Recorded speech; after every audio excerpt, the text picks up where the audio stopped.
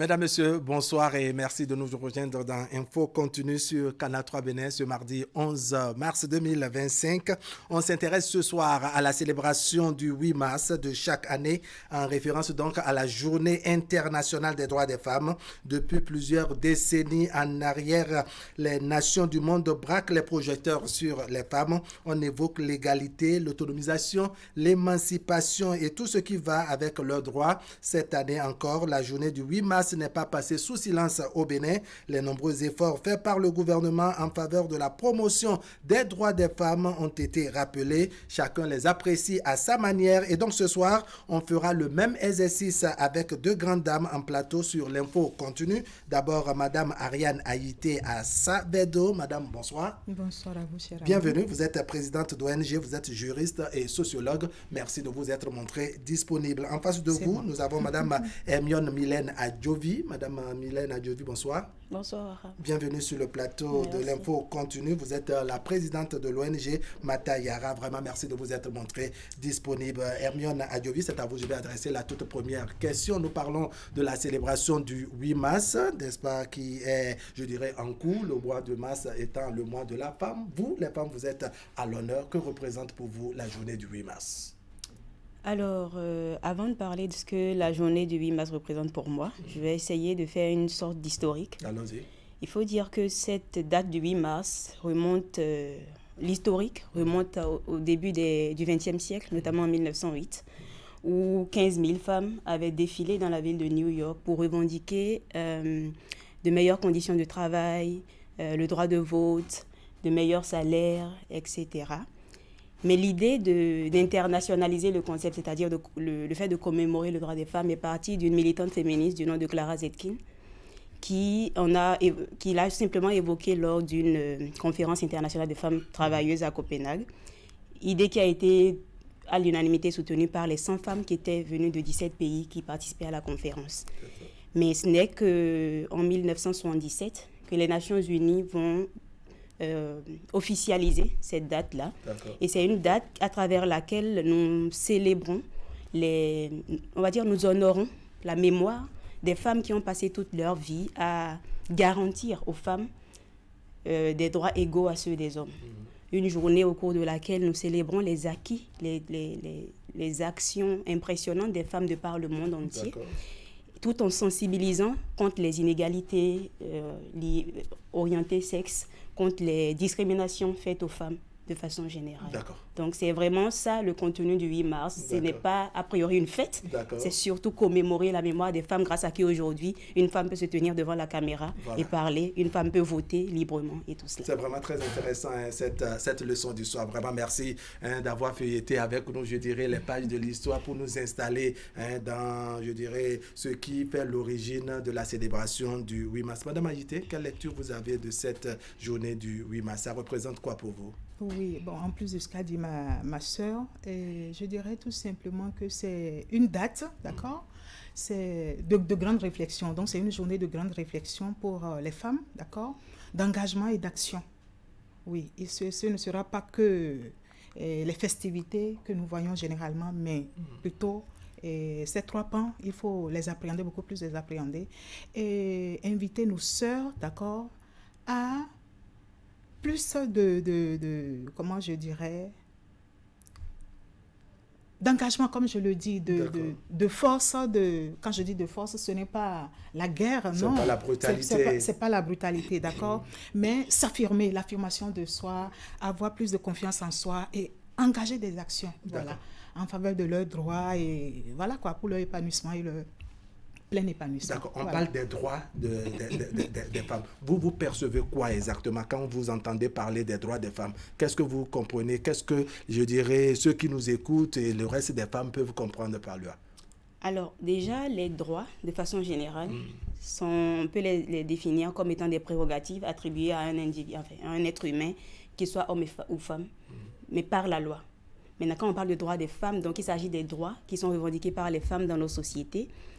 Et ce concept-là de droit des femmes résulte des inégalités observées, des discriminations inhérentes même à l'histoire, C'est-à-dire que de façon systématique, on remarque dans la société, dans la façon de traiter les filles et les garçons qu'il y a des différences, dans la façon de traiter les hommes et les femmes qu'il y a des différences, dans les droits qu'on leur accorde, les privilèges qu'on leur accorde, les accès qu'on leur donne et tout cela. Donc c'est partant de là, parce qu'on pourrait se dire pourquoi... une forme de privilège au niveau des hommes et une forme une façon d'écarter un peu les femmes. C'est ça. Ce qui fait qu'aujourd'hui, le fait de parler de droits des femmes, les droits des femmes deviennent une sorte, un moyen pour rétablir...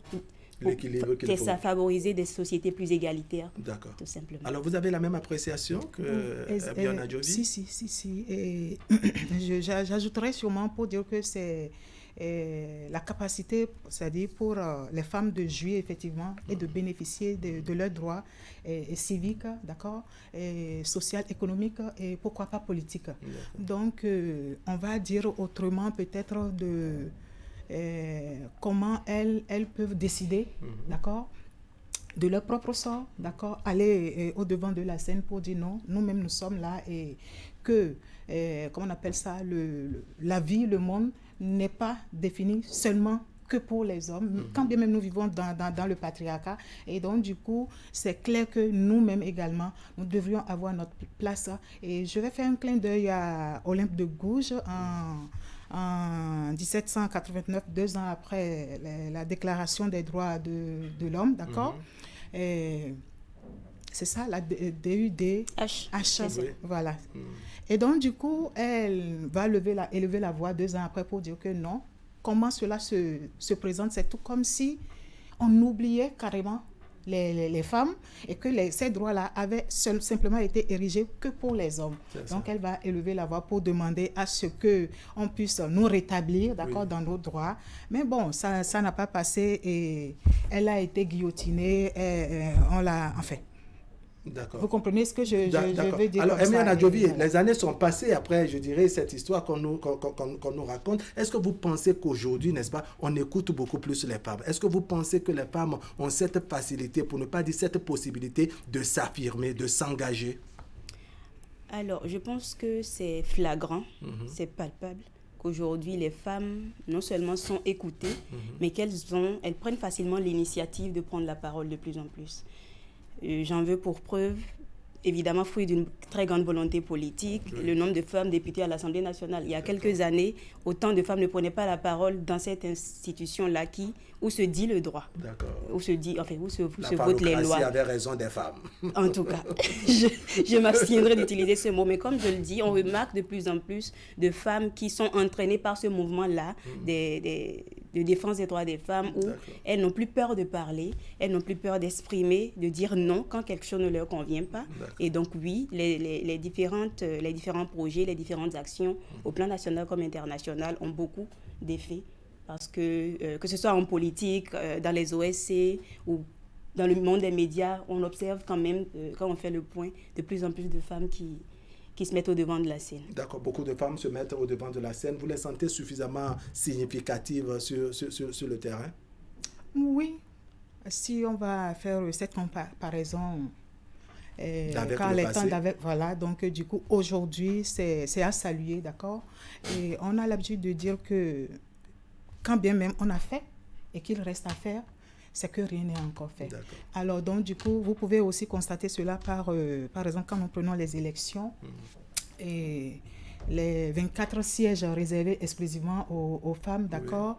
Il y a plusieurs choses. Aujourd'hui, c'est vrai que nous avons aussi quelques femmes, c'est vrai que ce n'est pas ce qu'il faut, d'accord? Quelques femmes ministres. Et bon, on veut plus, d'accord? Mais c'est déjà un pas. Un peu de mots, quelque chose est en train d'être fait. Les lignes sont en train d'être bougées. D'accord. Oui. Allez, on va évoluer dans le débat. Le 8 mars, comme je l'ai dit en introduction, on braque le projecteur sur les femmes pour évoquer leurs droits, n'est-ce pas, pour essayer d'établir, je dirais, cette justice sociale. En termes de célébration, est-ce que vous voyez les choses se faire comme cela se doit? Ce 8 mars, la façon dont la célébration est faite, et quelle est votre lecture? Alors... quand je vais faire une lecture générale de la situation, je dirais que la date du 8 mars est encore pas très bien comprise. Elle est encore plus perçue sous le prisme de la célébration, de la fête. C'est-à-dire que vous allez voir dans beaucoup d'institutions des femmes qui se mettent en uniforme avec des foulards de tête, faire la fête, manger, boire. Alors qu'en fait, à la base, comme je le disais un peu plus tôt, le 8 mars, ce n'est pas d'abord pour fêter. C'est d'abord, comme Madame le disait en début, une journée de réflexion. Réflexion, j'estime, personnelle déjà. Qui que nous soyons, notamment femmes dans une société de type plutôt patriarcal, nous aspirons à un type de société. Ça, c'est clair. Nous avons un idéal de façon générale pour notre environnement. Et donc la question pour moi, un 8 mars, c'est de me dire, par rapport à ce à quoi j'aspire, où est-ce que j'en suis ? Par rapport à mes rêves, où est-ce que j'en suis ? Est-ce que la société, l'environnement dans lequel je vis me permet d'atteindre cela? Sinon, s'il y a encore des barrières, quelles sont ces barrières et comment je fais pour améliorer ma vie? Et quand je finis de poser cette question par rapport à moi, je vais essayer d'élargir cela à mon entourage immédiat.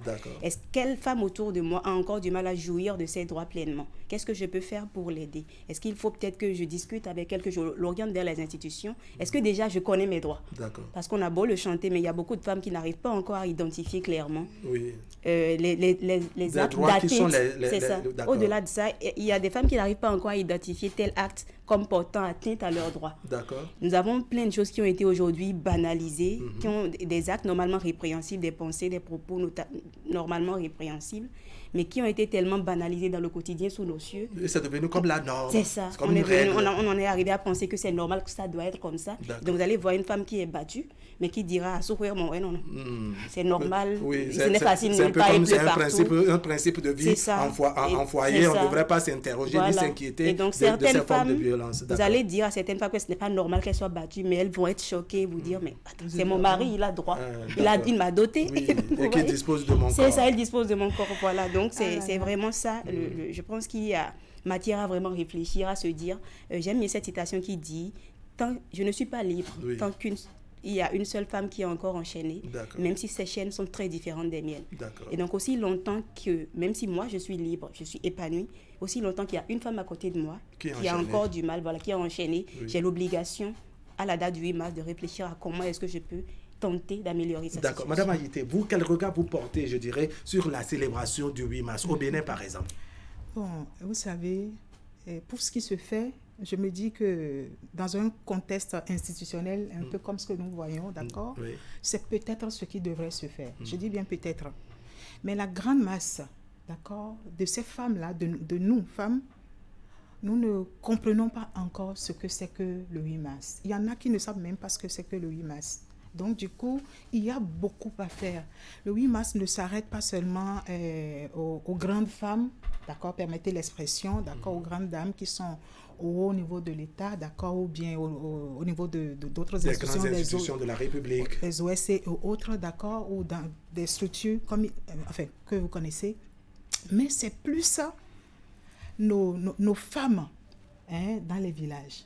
Les démunis, les personnes vulnérables, encore plus, Donc, toutes ces personnes qui sont, comme elle disait tantôt, ma soeur, Madame Adjovi, voilà, donc elles sont violentées, elles ne connaissent même pas ce que c'est que leur droit, ce qui devrait être, je dirais, naturel, intrinsèque, c'est-à-dire quelque chose qu'on ne devrait pas réclamer, c'est-à-dire elles sont obligées de réclamer et de passer leur vie à vivre une forme de soumission et esclavagisante, je dirais, si vous permettez l'expression. Donc, du coup, elles n'arrivent pas à faire la part entre...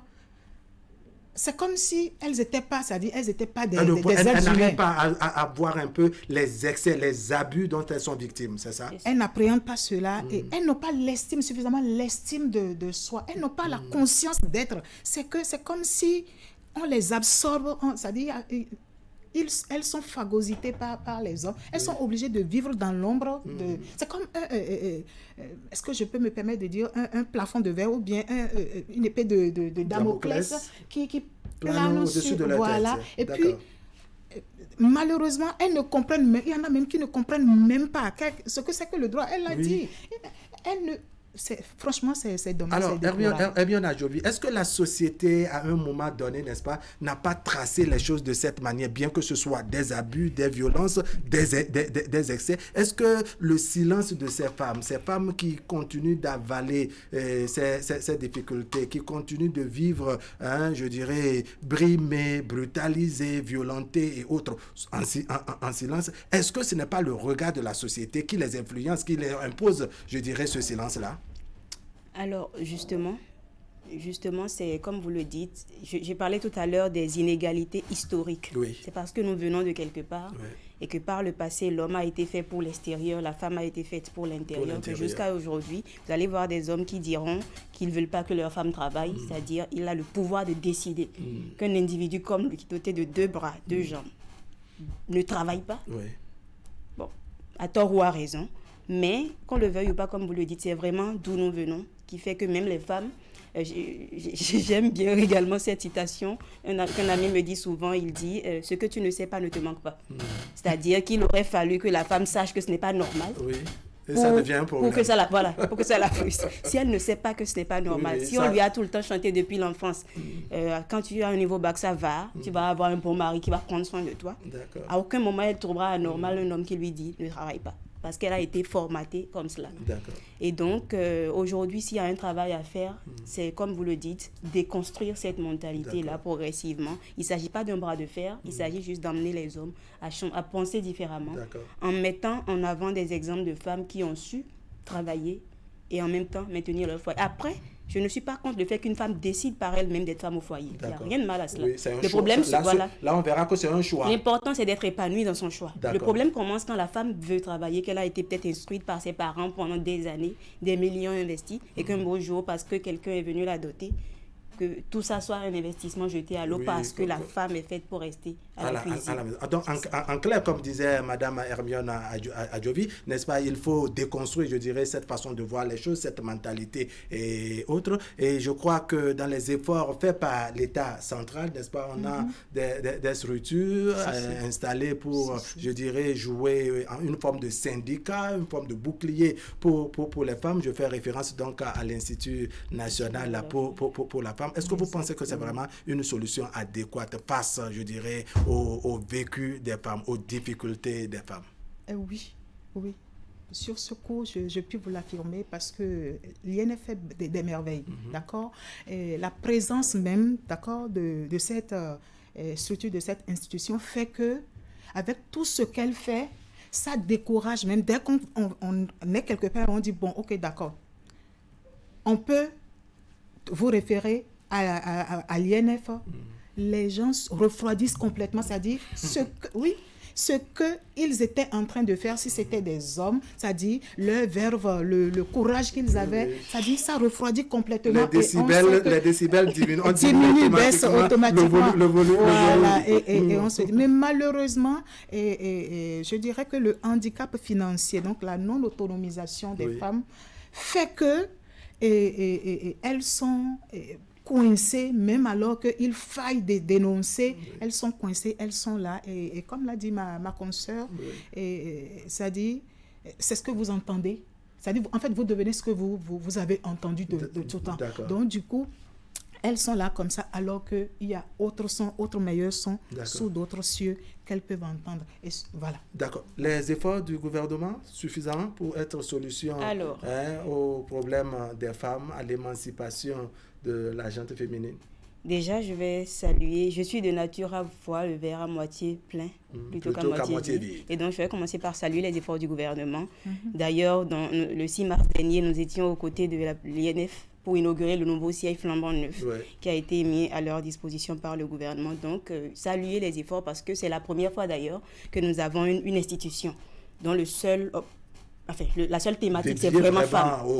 Vraiment la femme. D'accord. Femme, fille, tout ce qui est abus. Nous avons la CRIED qui, depuis un moment, a une section dédiée vraiment à la pédocriminalité, à tout ce qui est violence sur mineurs, voilà. Et donc, on ressent quand même qu'il y a aujourd'hui, la femme est devenue la priorité. Il y a une grosse volonté politique dans le fait de vouloir autonomiser, faire épanouir la femme. Est-ce que c'est suffisant? Absolument pas, évidemment. Et d'ailleurs, juste avant, j'espère que maintenant ça va changer, mais il y avait beaucoup de plaintes sur le fait que, par exemple, quand on appelle l'INF, c'est difficilement, ils ne décrochent pas toujours et tout, mais aujourd'hui, avec le nouveau siège, il y a un call center avec au moins 6 téléphones, donc je pense que la prise en charge des plaintes va quand même être beaucoup plus facilitée. Donc oui, c'est à féliciter. En 3 ans de vie à peine, pour tout ce qui est fait, on peut féliciter et considérer également aujourd'hui, comme Madame le dit, j'ai bien envie de raconter une petite anecdote. Allons-y. Sur le cas un membre de ma famille, victime de violence pendant près de 12 années. Waouh! Évidemment, quand je dis 12 années, c'est les dernières années. C'est ça, de façon continue. Une femme au foyer vraiment victime de violence permanente. Et dont l'ex-mari, parce que désormais, ils n'ont pas... Quand je dis violence, je ne parle pas d'injure. Violence verbale, physique, battue jusqu'au sang, affamée par son mari pendant des jours. Oui, ça existe au Bénin. Et donc, d'une manière ou d'une autre, nous avons pu quand même la sortir de là. Aujourd'hui, elle est remariée, elle a d'autres enfants et tout. Et voilà. Mais à l'époque, c'était très difficile parce que bien qu'elle ait quitté, quand elle tentait une nouvelle relation, l'ex-mari venait attaquer l'homme, même en public, en pleine circulation, pouvait le gifler. Comme s'ils étaient encore ensemble. C'est ça. En fait, il voulait tout simplement pas qu'elle refasse sa vie. Oui. Et donc, j'ai conduit cette dame-là vers l'INF, justement, qui lui a dédié un avocat et tout. Et déjà, le monsieur, il a disparu. D'accord. Et ça a permis à la sœur en question de bien respirer désormais. Il est dans la ville, mais il a dit qu'il n'est pas là. Donc, il ne répond plus. Premier élément. Deuxième élément, j'aurais appris la dernière fois en discutant avec cette dame qu'il disait Patrice Talon quittera bientôt le pouvoir. On va fermer votre INF là. En clair, l'INF, vraiment. On sait quand même que l'INF, la peur a changé de camp, comme on le dit. Quand on entend INF, qu'on le veuille ou pas, il y a une réticence, il y a un contrôle de soi. Contrairement à avant où on pensait qu'on pouvait tout faire à la femme sans être inquiété. Alors, Madame Haïté, on est unanime, ou en quelque sorte, il y a en tout cas unanimité en ce qui concerne les efforts du gouvernement. Il y a unanimité également sur les questions de violence basées sur le genre, ce que les femmes vivent dans leur foyer, même autour d'elles et autres. Pour faire court, qu'est-ce qu'il faut compléter pour que l'émancipation de la femme, l'autonomisation de la femme soit une réalité? Alors, vous savez, en réalité, moi, je dis qu'il faut plus, c'est-à-dire les sensibilisations de masse, d'accord? Et ça porte, ça a fait des faits. C'est vrai qu'on ne va pas finir avec ça, on va continuer. Ne jamais croiser les bras en ce qui concerne les sensibilisations. Exactement. Mais il faut penser à prendre la chose autrement en impliquant certains spécialistes par exemple, moi je fais les sciences du mariage et de la famille, d'accord? Donc du coup, impliquer ces genres de personnes, les psychologues, c'est pas que les choses là de sciences du mariage et de la famille. Donc du coup, les impliquer de sorte que ils puissent sensibiliser, c'est-à-dire parler et aux hommes, et aux femmes. Mais surtout, je puis vous l'assurer, surtout aux hommes. Parce que il y a comme ce sentiment-là que les femmes viennent pour leur arracher quelque chose, c'est-à-dire un pouvoir qu'ils détiennent. Oui, qui était entre-temps, en tout cas dans le passé, comme un acquis. Qui était comme un acquis. Mais en fait, comme j'ai l'habitude de dire, en fait, le pouvoir, l'autorité, c'est pour servir. Ce n'est pas pour brimer. Donc, ni pour détruire. Exactement. Donc, du coup, il faut plutôt éduquer, d'accord, ces hommes-là, d'accord, à cela. Et de façon... c'est-à-dire proche. Donc, c'est-à-dire, par exemple, une éducation par les pères. Donc, on identifie des hommes et les envoyer vers ceux-là pour quand même les sensibiliser dans les villages, parce que la chose se passe beaucoup plus dans nos villages. C'est vrai que en ville, ça se passe aussi. Mais il faut... En tout cas, moi, je pense qu'il faut procéder comme ça. Et puis, bon, parler à leur cœur. Laisser le cœur des hommes se manifester. Se remplir d'un peu plus d'amour. Et là, je crois que... Je vous fais la même question, Mylène Adjovi. Qu'est-ce qu'il faut, n'est-ce pas, au-delà de ce qui est fait déjà pour que les femmes puissent un peu souffler? Qu'est-ce qu'il faut pour que l'émancipation de la femme, son autonomisation et tout ce qui va avec, n'est-ce pas, soit une réalité?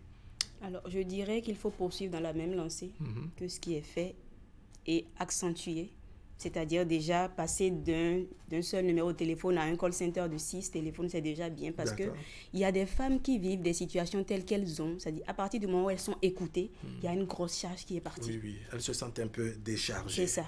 Et donc, c'est très important que quand une femme est en détresse et qu'elle prend le téléphone, qu'elle lance un appel, que quelqu'un réponde et l'apaise. D'accord. Parce que de passer d'un état de dépression au suicide, ça peut se faire en 2 secondes. Et donc, le simple fait d'appeler, de ne pas avoir quelqu'un, ça peut générer pire. Alors, quand je dis également poursuivre dans la même lancée, c'est déjà les sensibilisations que l'INF fait, déjà en allant vers les agents, les forces de l'ordre, parce que parfois, vous allez apprendre qu'une femme victime de violence est allée dans un commissariat et que la personne qui le reçoit lui demande toi-même qu'est-ce que tu as fait à ton mari. Oui, c'est ça. C'est dangereux, quelle que soit la situation. J'avais eu un témoignage comme ça, je ne vous coupe pas, n'est-ce pas, d'une dame qui allait au commissariat poser son problème, exposer les coups et blessures dont elle a été victime et que le policier lui aurait demandé c'est tout. Voilà. Bon, c'est tout. Il a en quelque sorte banalisé. Donc, le mal est profond et à plusieurs niveaux. Et donc, j'encourage beaucoup. Je pense que je ne peux pas inventer ici quelque chose de nouveau à faire parce que l'INF fait vraiment beaucoup déjà.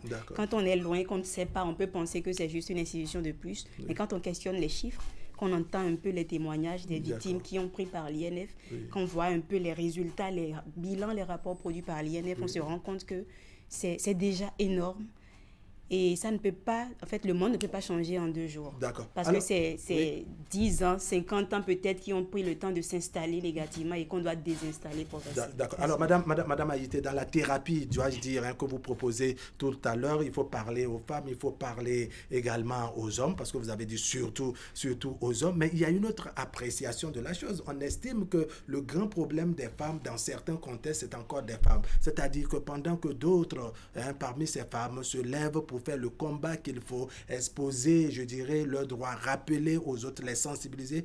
Il y a une autre masse qui est de côté et qui a un regard plus ou moins insultant sur ces femmes qui font ces différents combats. Quelle appréciation vous avez à l'endroit de ces personnes? Alors, c'est dommage, c'est malheureux, mais c'est une réalité, d'accord? Et je vais tout simplement inviter ces femmes-là pour dire que la gente féminine ne peut pas se diviser, c'est-à-dire un royaume ne peut pas se diviser en son sein. Si cela se divise, c'est clair qu'on ne peut pas mener, c'est-à-dire on ne peut pas gagner la victoire. Mais, qu'à cela ne tienne, si elles sont là et elles opèrent comme ça, elles pensent comme ça, elles réagissent comme ça, qu'elles le veuillent ou pas, le combat que nous sommes en train de mener, le droit des femmes va se respecter. La chose est qu'il faut qu'elles s'interrogent, il faut qu'elles appréhendent qu'est-ce qui fait qu'elles ont ce regard vis-à-vis de leur sœur. Parce qu'on ne peut pas voir la souffrance de quelqu'un et être là en train de dire mais non.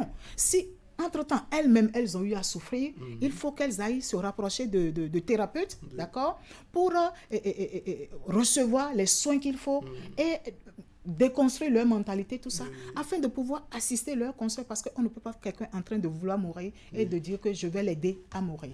C'est leur attitude. Hermione Adjovi, je vous rapporte ce qui se dit comme ça, un peu comme la question que je faisais tout à l'heure à Madame Ariane Ayité, le regard qu'on porte sur les femmes qui font les combats.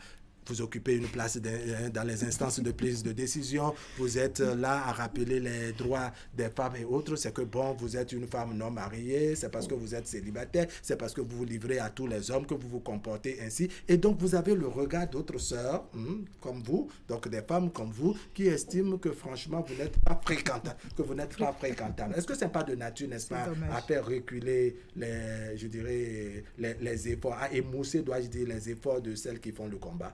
Oh, mais pas du tout. Absolument pas du tout. Parce que j'estime qu'une personne qui se lève pour faire un combat, c'est d'abord par conviction. Et la conviction, il n'y a rien qui l'enlève. Ni les regards de la société, ni les commentaires autour. Rien du tout. À toutes celles qui se comportent comme vous le dites, quand moi j'entends... Mais est-ce qu'au moins dans la réalité, vous-même vous entendez ça? Vous avez de ces gens de retour concernant les femmes qui sont au devant de la scène, qu'on estime que bon, elles ne sont pas au foyer, ou bien ne sont pas des femmes fidèles, ou bien ne sont pas des femmes soumises, etc. Et quand vous avez la casquette de juriste en plus, c'est fini. Oui. Oh là là. Comment on dit ça, le corps? Oui, ça s'entend beaucoup. Ça s'entend beaucoup, effectivement. Mais moi, j'ai juste de la peine pour ces personnes en réalité, parce que c'est pas leur faute à la base. C'est le fruit je le disais tout à l'heure, de décennies de programmation que la société a bien voulu. On ne peut pas débrancher ça aussi facilement. C'est ça. Ça prendra du temps. Donc, je compatis, je compatis en réalité. Mais comme madame le disait, c'est peine perdue, c'est de l'eau versée sur le dos du canard, parce que quand c'est la conviction, quand on croit fortement en ce qu'on défend, qu'on est certain qu'on est dans le juste, on ne peut pas se laisser distraire. On dit souvent, quand tu sais où tu vas, tu as une destination fixe. À chaque fois qu'un chien aboie, quand tu te retournes, tu sais que toi-même, tu ne sais pas où tu vas en réalité. Donc, on reste focus. On continuera le combat. Surtout parce que la plupart de ces avis-là se réfèrent à la Bible, aux histoires religieuses et tout. Mais aucun Dieu ne demandera à une femme de rentrer dans un foyer où on la bat au quotidien. Dieu nous aime suffisamment, il est suffisamment juste pour vouloir que nous soyons heureux dans tous les domaines de notre vie. Encore que dans la pratique, aucun Dieu n'a enseigné, aucune religion n'a enseigné aux hommes de violenter. Voilà, Merci. Donc franchement... Voilà. Allez, le temps passe vite, Madame Haïté, votre mot de conclusion sur la thématique. Merci, pour moi c'est une belle émission par rapport à la thématique, d'accord. Et je voudrais peut-être renchérir un peu sur ce qu'a dit ma soeur pour dire que non, la Bible ne le dit pas, la religion ne le dit pas. Au contraire, notre Dieu, il est amour. Et nous devons manifester beaucoup d'amour, assez de bienveillance, assez d'empathie pour comprendre que l'autre en face de nous, c'est nous également, c'est notre prolongement. Et puis bon, voilà. Votre mot de conclusion, Mylène. Je vais juste m'adresser globalement à toutes les femmes, à toutes les filles et leur demander de s'aimer. De s'aimer prioritairement. Quand je dis s'aimer, ça implique aimer Dieu parce que Dieu nous a créés à son image. Donc s'aimer, aimer Dieu et œuvrer, se battre pour la justice, pour le juste, pour le bon. Nul n'est parfait, nul ne sera jamais parfait, mais il faut s'aimer, il faut avancer, il faut avoir confiance en soi, il faut aspirer à de grandes choses. C'est permis, avoir de grands rêves est permis, même dans la société béninoise, même dans la société africaine. Ouais. Ça ne fait en rien une femme peu fréquentable, décommandable. On s'en fout vraiment des rumeurs. On avance, on fonce et on brille. Le 8 mars, vu par les femmes, c'est la thématique qui nous a mobilisés ce soir sur l'info continue en plateau pour le débat. Hermione Mylène Adjovi, présidente de l'ONG Mata Yara. Vraiment, merci. Mata Yara, merci beaucoup. ONG Mata Yara, vraiment, merci d'être venue sur ce plateau. La présidente de l'ONG, juriste et sociologue, Madame Ariane Haïté. L'ONG Ayam, je suis en anglais. D'accord. Voilà. Waouh, je suis. Oui, je suis. Et nous militons pour la cause des femmes et des filles. Merci. Voilà. Ça fait vraiment plaisir. Mesdames et messieurs, ce serait tout pour aujourd'hui. Merci de nous avoir suivis. L'information continue sur Canal 3 Bénin. On se retrouve demain à 20h pour partager avec vous le reste de l'actualité. Allez, portez-vous bien.